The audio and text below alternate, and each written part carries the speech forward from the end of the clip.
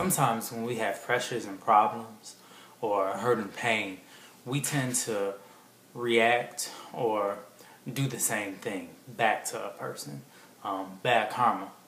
But we all have a spirit of discernment. The spirit of discernment is basically like intuition. When you can tell the difference between the phony and the fake, or when you know the difference between right and wrong. The gut feelings you have about things that tell you this situation is not right. But too often, we don't listen to our intuition, or we don't listen to the spirit of discernment, which is basically a biblical term that says it's from God. Sometimes we go through our days and through our lives thinking things are just bad or bitter. But you have a choice. You have a choice to either continue to be bitter or you continue to be better. And that's just a quick difference, bitter and better. Which one do you choose to do? By living in the bitterness of something, you keep harboring those feelings.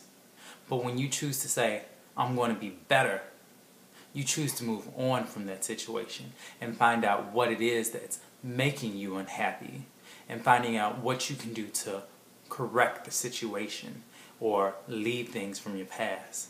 Sometimes when we're at that place in our life, we have to make conscious decisions to say, I need to remove that ex, or I need to remove that friend, or I need to remove that lover, or that object, that job, anything, something that's bothering you, things that are causing you a lot of torture.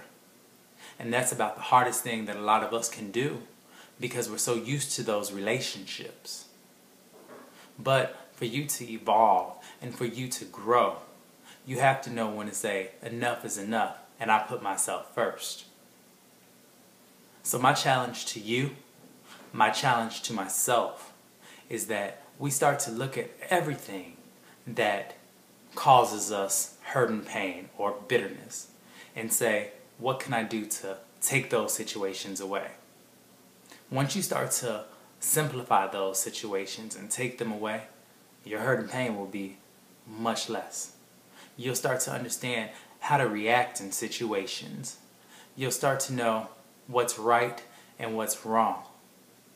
And in the end, you'll be a much happier person. I'll leave you with this. When there is no way to fix a problem, then you undo it.